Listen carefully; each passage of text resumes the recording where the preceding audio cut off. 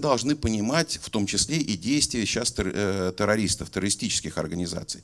Что они сейчас делают? У них сейчас нарисовались две стратегические задачи. Задача номер один – столкнуть в войну христианский и мусульманский мир.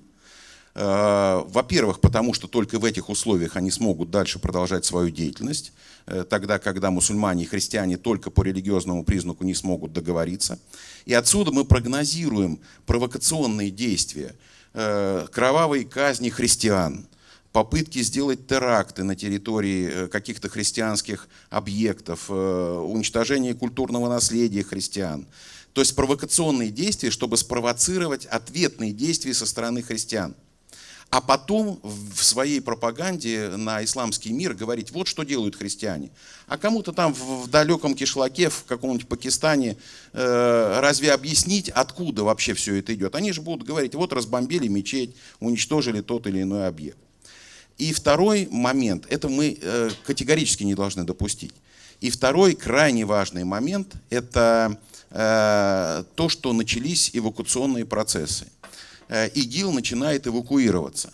И вот тут нам нужно вместе с нашими коллегами западными, которые, если они честно подходят к борьбе с терроризмом, если честно, потому что есть подозрение, что не все честно к этой борьбе относятся. Они пытаются оставить некоторые как они говорят, террористические организации на рынке, что называется, для того, чтобы в любой момент в костерок огоньку там, или угольку подкинуть, в любой момент разжечь любой конфликт. Есть такие подозрения, но если они подходят к этому честно, мы должны на переговорах учитывать вот этот фактор. Как проходит эвакуация? Какие задачи ставит ИГИЛ сейчас? ИГИЛ ставит задачу, прежде всего, сохранения своего боевого, организационного и пропагандистского потенциала. Это я отдельно скажу.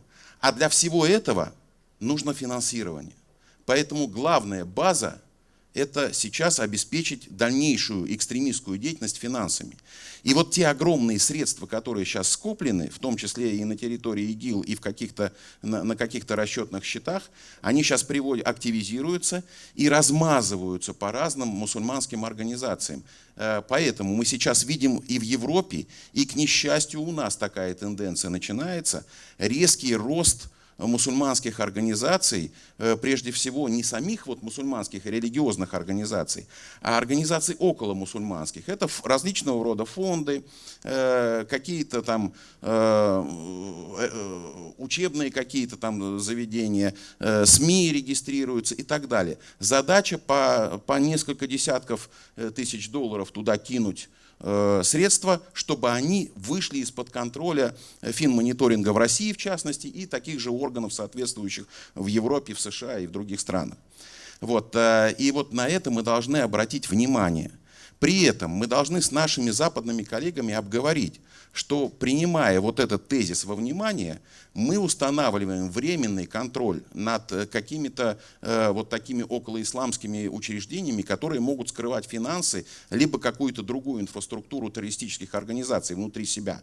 Понятно, что будут очень сильно кричать по нарушению прав мусульман, и это будет спровоцировано самими террористами. Вот что интересно, ведь больше всего растет правозащитных организаций. Они прежде всего появляются. В 4 раза вон в Европе увеличилось количество мусульманских правозащитных организаций за 1,5 последних года. Значит, и исходя из этого мы должны с нашими коллегами четко обговорить, что вот эта вот прозрачная финансовая деятельность около мусульманских и мусульманских организаций не должна подвергаться, точнее контрольные какие-то действия государства по отношению к этим организациям не должны подвергаться взаимной критике. То есть не должно быть в докладах Соединенных Штатов потом говориться о том, что Россия унижает мусульман, притесняет мусульман, потому что постоянно проверяет их финансово-хозяйственную деятельность. Ничего подобного. Мы должны поставить барьер эвакуации ИГИЛу и дальнейшему возможным метастазам вот этой раковой опухоли, которая сейчас возникла в Сирии.